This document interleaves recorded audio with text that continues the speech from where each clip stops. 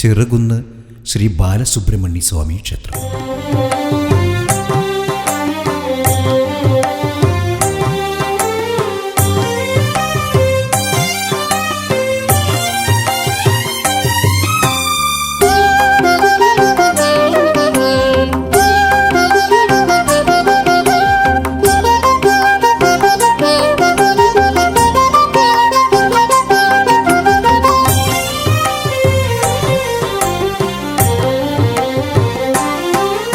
നമസ്കാരം.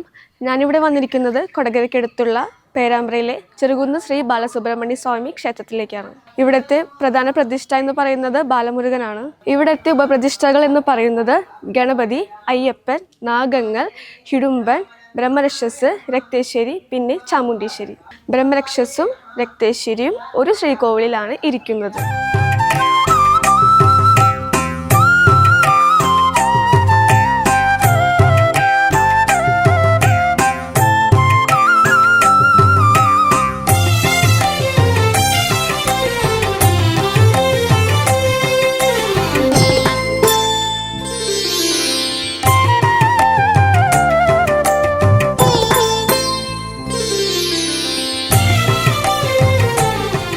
തൃശ്ശൂർ ജില്ലയിലെ പേരാമ്പ്രയ്ക്ക് സമീപം സ്ഥിതി ചെയ്യുന്ന അതിപ്രശസ്തമായ ക്ഷേത്രമാണ് ചെറുകുന്ന് ശ്രീ ബാലസുബ്രഹ്മണ്യ സ്വാമി ക്ഷേത്രം.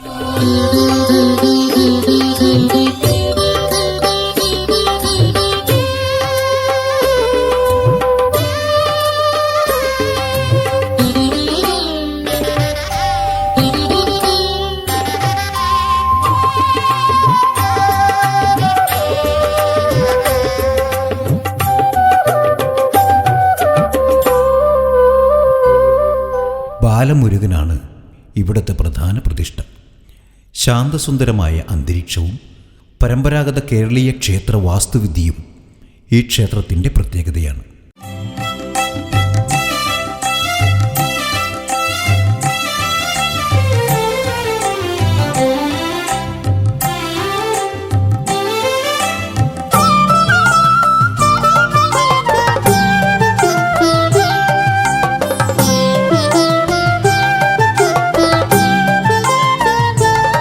കൊടകര പഞ്ചായത്തിലെ പേരാമ്പ്ര ദേശത്ത് പേരാമ്പ്ര അപ്പോട്ടേഴ്സിന് പുറകിൽ ഏകദേശം 1 കിലോമീറ്റർ ഉള്ളിലായിട്ടാണ് ചെറുകുന്ന് ശ്രീ സുബ്രഹ്മണ്യസ്വാമി ക്ഷേത്രം. ഈ ക്ഷേത്രം വളരെ പുരാതനമായിട്ടുള്ള ഒരു ക്ഷേത്രമാണ്. കാവടിയാട്ടമാണ് ഇവിടുത്തെ ഉത്സവത്തിനുള്ള പ്രധാന ചടങ്ങ്. ആ കാവടിയാട്ടം എന്ന് പറയുന്ന സമയത്ത് ഇവിടെ ഇപ്പോൾ ഒരു 8 സെറ്റ് കാവടികളുണ്ടാവും. അതിനോടനുബന്ധിച്ച് ഒരുപാട് പരിപാടികൾ കൂടുതലായിട്ടുണ്ടാവും. ഈ കാവടി മറ്റ് ഒരു സ്ഥലത്തും കാണാത്ത രീതിയിലുള്ളൊരു കാവടിയാട്ടമാണ് സാധാരണഗതിയിൽ ചെറുകുന്നിലുണ്ടാവാറ്. കാരണം എന്ന് വെച്ചിട്ടുണ്ടെങ്കിൽ നമുക്കിവിടെ എല്ലാ കാവടികളും 99% കാവടികളും ഗോപുരക്കാവടികളായിരിക്കും. ഈ വരുന്ന 8 സെറ്റിൻ്റെയും ഈ ഗോപുരക്കാവടികളെല്ലാതും ഒരുമിച്ച് ഈ അമ്പലത്തിൽ റൗണ്ട് ചെയ്ത് നിൽക്കുകയും അതിൽ വന്നിട്ടുള്ള എല്ലാ മേളങ്ങളും റൗണ്ട് ചെയ്ത് നിൽക്കുകയും അങ്ങനെ റൗണ്ടിൽ മാത്രം 1 മണിക്കൂർ ആടുന്നതായിരിക്കും കാവടിയാട്ടം.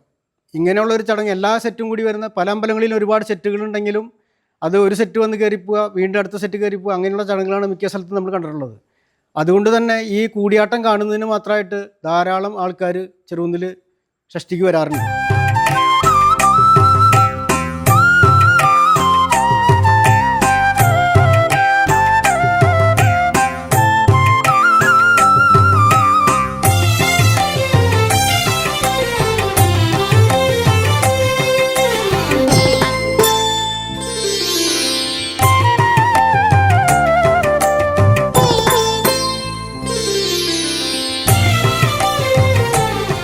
പിന്നെ ഇവിടുത്തെ ആയില്യ പൂജ, അയ്യപ്പൻ വിളക്ക്, എല്ലാ വർഷവും വൃശ്ചികം 1-നാണ് അയ്യപ്പൻ വിളക്ക്. അയ്യപ്പൻ വിളക്കിന് നല്ല രീതിയിലുള്ള ജനങ്ങളുണ്ടാവാറുണ്ട്.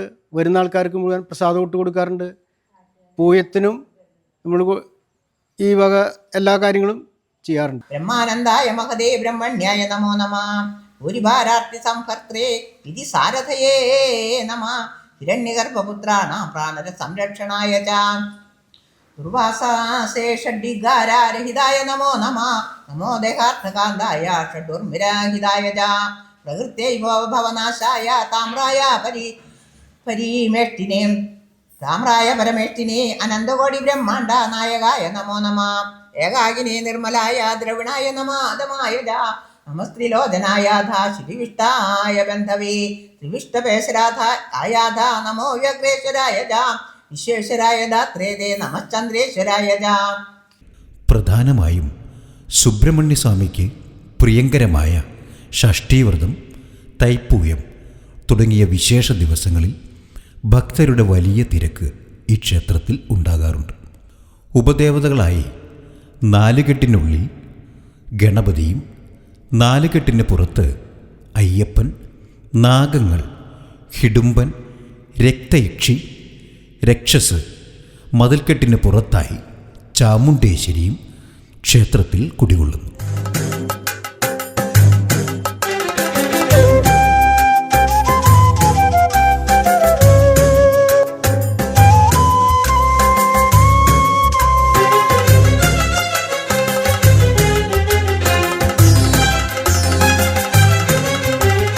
എല്ലാ മാസം വൃശ്ചിക 1 അയ്യപ്പൻ വിളക്കാണ്.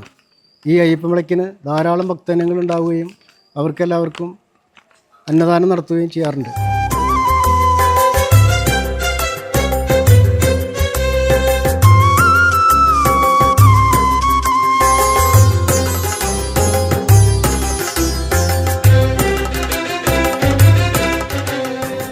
മലയാള മാസം ധനു 25-നാണ് ഇവിടുത്തെ പ്രധാനപ്പെട്ട ഉത്സവം നടക്കുന്നത്.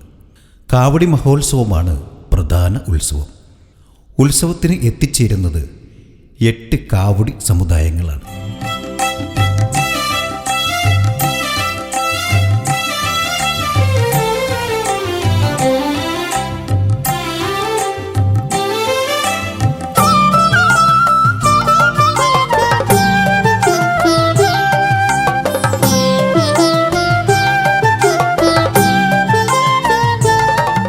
എട്ടു കാവടി സമുദായത്തിലും ഭൂരിഭാഗം ഗോപുര കാവടി അഥവാ അമ്പല കാവടികളാണ് വരുന്നത്. കാവടികളെല്ലാം ക്ഷേത്രത്തിലെത്തിച്ചേർന്നാൽ കൊടിമരത്തിന് ചുറ്റും വട്ടമിട്ട് കൂടി ആടുന്നത് ഈ ക്ഷേത്രത്തിലെ മാത്രം പ്രത്യേകതയാണ്. ഇവിടെ വന്ന് തൊഴുത് മനമുരുകി പ്രാർത്ഥിച്ചാൽ കാര്യസാധ്യം നിശ്ചയമാണത്രേ. അതുകൊണ്ട് നാനാദിക്കിൽ നിന്ന് പോലും ഭക്തർ ക്ഷേത്രത്തിലെത്തി തൊഴുത് പ്രാർത്ഥിക്കുന്നു.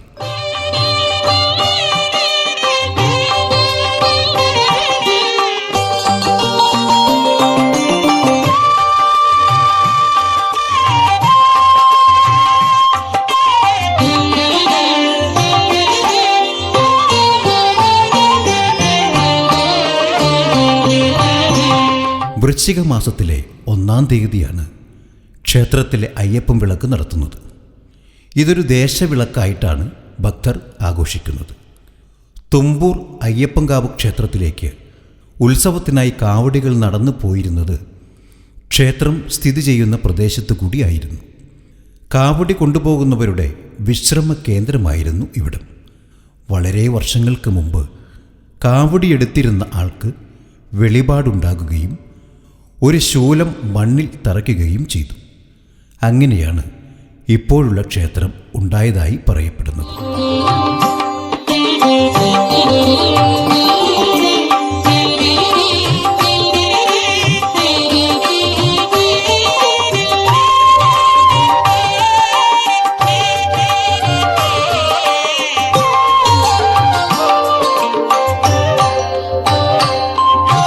കുംഭമാസത്തിലെ മകയിരം നാളിലാണ് പ്രതിഷ്ഠാദിനം വരുന്നത്.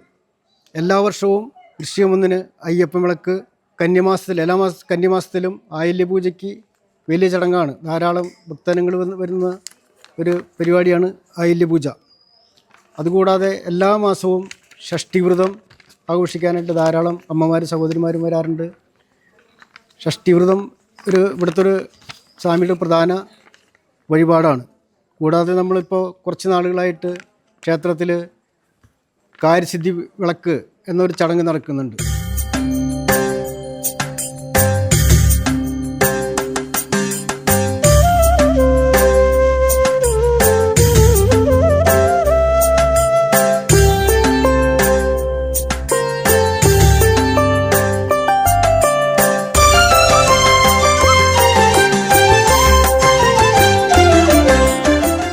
21 ആഴ്ച നമ്മൾ ഒരു കാര്യം മനസ്സിൽ വിചാരിച്ചുകൊണ്ട് ഈ വിളക്ക് എടുത്ത് നമ്മൾ ഈ ഭഗവാനെ ചുറ്റി വന്ന് നമ്മൾ പ്രദക്ഷിണം ചെയ്യുകയും അത് കഴിഞ്ഞ് 21 ആഴ്ചയ്ക്കകം 21 ആഴ്ച പരമാവധി അതിനകം നമ്മൾ എന്താണ് ഉദ്ദേശിച്ചിട്ടുള്ളത് നമ്മൾ മനസ്സിൽ വിചാരിച്ച ആ കാര്യം നടക്കും. ആ ചടങ്ങിൽ ധാരാളം ആൾക്കാർ പങ്കെടുക്കുന്നുണ്ട്.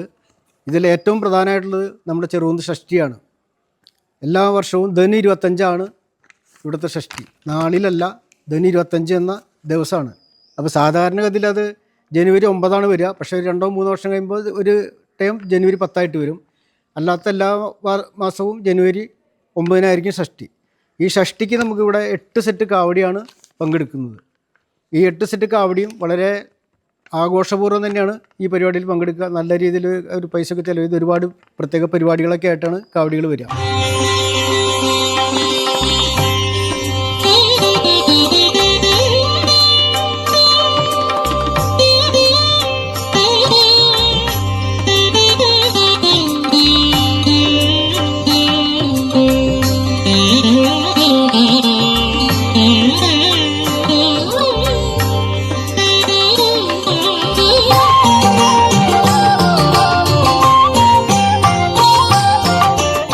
ഈ ഇവിടുത്തെ മാത്രം ഒരു പ്രത്യേകത എന്താണെന്ന് വെച്ചിട്ടുണ്ടെങ്കിൽ ഈ കാവടികൾ ഈ വരുന്ന കാവടി 99%, ഏകദേശം 100% തന്നെ പറയാം, പൂക്കാവടി ഇതിലുണ്ടാവാറില്ല. ഗോപുരക്കാവടിയാണ് ഉണ്ടാവുക. അമ്പലക്കാവടി എന്ന് പറയുന്ന ഗോപുരക്കാവടി. ഈ ഗോപുരക്കാവടി എല്ലാ കാവടിയും കൂടിയിട്ട് നമ്മളിവിടെ അമ്പലത്തിൻ്റെ ഗ്രൗണ്ടിൽ റൗണ്ട് ചെയ്ത് നിൽക്കുകയും 1 മണിക്കൂർ ആ റൗണ്ടിൽ ഈ മേളക്കാരെല്ലാവരും റൗണ്ട് ചെയ്ത് നിൽക്കുകയും കാവടി അതിന് പുറത്ത് നിൽക്കും. അങ്ങനെ 1 മണിക്കൂർ അവിടെ ഒരു കൂടിയാട്ടം എന്നൊരു ചടങ്ങുണ്ട്. ഈ ചടങ്ങ് കാണാൻ മാത്രം ധാരാളം ആൾക്കാർ വരാറുണ്ട്. ആ വരുന്ന ആൾക്കാരൊക്കെ നമ്മുടെ അടുത്തുനിന്ന് പറയും, ഇങ്ങനൊരു ചടങ്ങ്, ഇങ്ങനൊരു കൂടിയാട്ടം, എല്ലാ കാവടിയും കൂടിയുള്ളൊരു കൂടിയാട്ടം ഞങ്ങൾ ആദ്യമായിട്ട് ഇവിടെയാണ് കണ്ടിട്ടുള്ളത്, അല്ലെങ്കിൽ ഇവിടെ മാത്രമാണുള്ള പ്രത്യേകത, അങ്ങനെ പറയാറുണ്ട്. അതിനുശേഷം നമ്മൾ കാവടി 1 മണിക്കൂർ ശേഷം കാവടി നിർത്തുകയും ഈ എല്ലാ മേളങ്ങളും മാത്രം നമ്മുടെ അമ്പലത്തിൻ്റെ ശ്രീകോവിലിൻ്റെ നേരെ മുന്നിൽ വന്നിട്ട് ഈ എല്ലാ സെറ്റ് കാവടിയിലും മേളങ്ങൾ വന്നിട്ട് ഒരുമിച്ച് വന്നിട്ട് ഒരു അരമണിക്കൂർ ഒരു മേളുണ്ടായിരിക്കും. അതൊരു 1.5 മേളം തന്നെ പറയാം. അങ്ങനത്തെ ഒരു മേളാണത്. ഇത് ഈ വക പരിപാടികൾ കാണാൻ മാത്രമായിട്ട് ധാരാളം ആൾക്കാർ വരാറുണ്ട്. ഈ വരുന്ന എല്ലാ ആൾക്കാർക്കും ഇവിടെ നമ്മൾ ഭക്ഷണം കൊടുത്താണ് എല്ലാവരും ഭക്ഷണം കഴിച്ചിട്ടാണ് പോകാറ്. അപ്പോൾ ഈ ക്ഷേത്രത്തിൻ്റെ ഈ പ്രവർത്തനങ്ങളിൽ നാട്ടുകാരും മറ്റു പുറമേ നിന്നുള്ള ആൾക്കാരും ഇവിടുത്തെ മറ്റുള്ള ആൾക്കാരൊക്കെ വളരെ സഹകരണം ഉള്ളതുകൊണ്ടാണ് കാര്യങ്ങൾ ഭംഗിയായിട്ട് നടക്കുന്നുണ്ട്. ഇപ്പോൾ ഓരോ വർഷം നമ്മളിവിടെ ചെയ്തുകൊണ്ടിരിക്കുകയാണ്.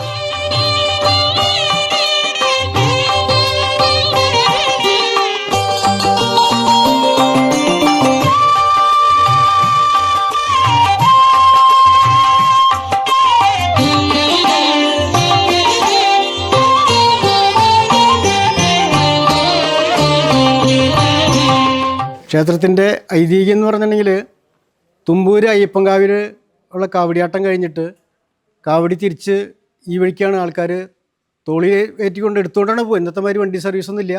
അങ്ങനെ കാൽനടയായി പോകുന്ന സമയത്ത് ഈ പറമ്പ് അന്ന് ഇവിടെ അടുത്തുള്ളൊരു തോട്ടുപുറം തന്നെ വീട്ടുകാരിയായിരുന്നു. ആ പറമ്പ് കാലേറ്റി കൊടുക്കുന്ന പറമ്പായിരുന്നു. ആ പറമ്പിൽ ഈ കാവടി വെച്ച് അവർ വിശ്രമിക്കാനായിട്ട് ഇവിടെ കുറേ മരങ്ങളൊക്കെ ഉണ്ടായിരുന്നു.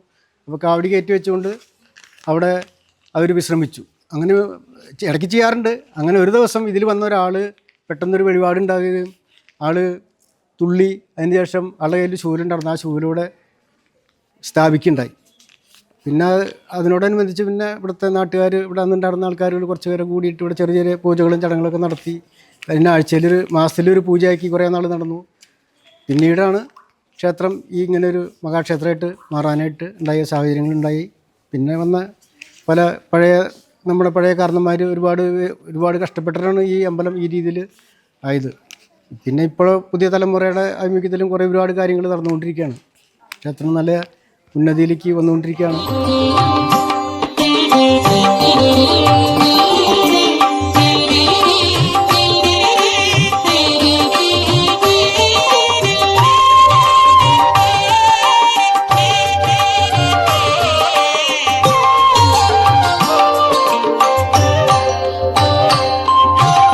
തൃശ്ശൂർ ജില്ലയിലെ പേരാമ്പ്രയിൽ നിന്നും ഏകദേശം 1.5 കിലോമീറ്ററാണ് ക്ഷേത്രത്തിലേക്കുള്ള ദൂരം. അടുത്തുള്ള റെയിൽവേ സ്റ്റേഷൻ കൊടകരയാണ്. അശരീര ശരീരായ അപ്രതൽപായ ദേ നമ മൃഗേശായ സുപുഷ്പായ സുതയേ പുഷ്പമാലിനേ മുനിധ്യേയായ മുനയേ ബീജസംസ്ഥാമരീചയേ ചാമുണ്ടാ ജനകായ നമസ്തേ കൃത്യവാസസേ വ്യാപ്തകേശായ യോഗ്യായ ധർമ്മപീഠായ തേ നമഃ മഹവീര്യായ ദീപ്തായ ബുദ്ധായ ശായനേ നമഃ വിശിഷ്ടേഷ്ടായ സേനാന്യേ ദീപദേ കാരണായ കാരണാനാം ഭഗവതേ ബാണദർപ്പഹരായ അതീന്ദ്രിയായ രമ്യായ ജനാനന്ദകരായ സദാശിവായ സൗമ്യായ ചിന്യായ ശശിമൗലിനേ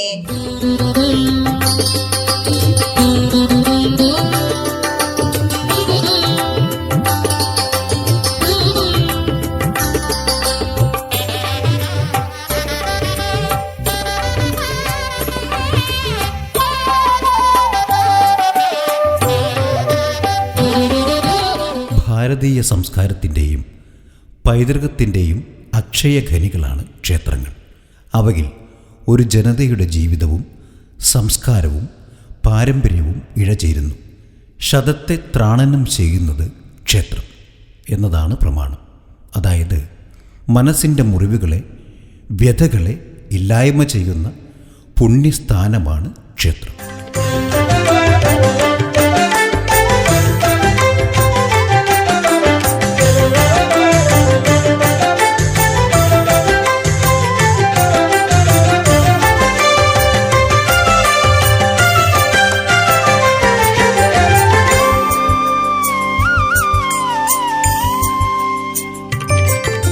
ദേഹം ദേവാലയമായി ചിത്രീകരിച്ചാൽ ജീവൻ ആ ദേവാലയത്തിൻ്റെ ദേവനാണ്. ദേഹത്തിൽ എങ്ങനെയാണോ ജീവൻ, അതുപോലെയാണ് ക്ഷേത്രത്തിൽ ദേവചൈതന്യം. ക്ഷേത്രാരാധനയുടെ പ്രാഥമ ലക്ഷ്യം അവനവനിൽ കുടികൊള്ളുന്ന ഈശ്വര ചൈതന്യത്തെ ഉണർത്തുകയാണ്. ഈശ്വരൻ്റെ അടയാളമായ ക്ഷേത്രം, അതിലെ വിഗ്രഹം, ദീപം മുതലായവ ദർശിക്കുന്നത് നമ്മുടെ കണ്ണുകളെയും ചന്ദനം, ചന്ദനത്തിരി, കർപ്പൂരം എന്നിവയുടെ സുഗന്ധം നമ്മുടെ മൂക്കിനെയും പ്രസാദം, തീർത്ഥം എന്നിവ സേവിക്കുന്നതും ഈശ്വര മന്ത്രം ജപിക്കുന്നതും നമ്മുടെ നാവിനെയും ശംഖനാദം, മണിനാദം, മന്ത്രധ്വനി, സോപാന സംഗീതം മുതലായവ നമ്മുടെ ചെവികളെയും ചന്ദനം, ഭസ്മം, തീർത്ഥം എന്നിവ നെറ്റിയിലും ശരീരത്തിലും ലേപനം ചെയ്യുന്നത് നമ്മുടെ ത്വക്കിനെയും ലൗകിക അസാൻമാർഗിക വിഷയങ്ങളിൽ നിന്നും താൽക്കാലികമായി എങ്കിലും പിന്തിരിപ്പിച്ച് ഈശ്വര സങ്കല്പത്തിൽ ലയിപ്പിക്കുന്നു.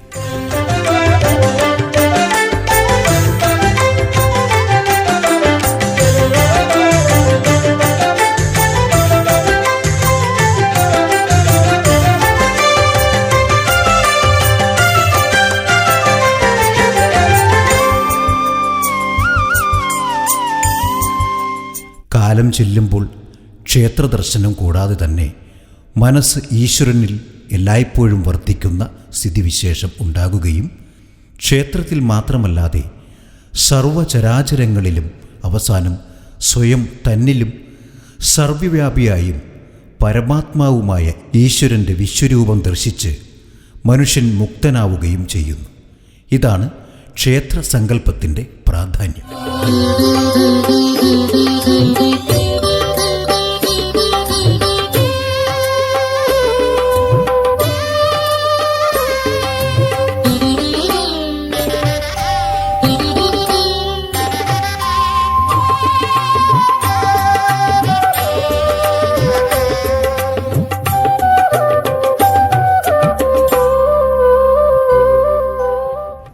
ശാസ്ത്രപ്രകാരം ഏറ്റവും അനുയോജ്യമായ സ്ഥലത്ത് പണിത് ദേവപ്രതിഷ്ഠ നടത്തിയ ക്ഷേത്രങ്ങൾ ഒരു നാടിൻ്റെ ജീവൽ നാഡിയാണ്.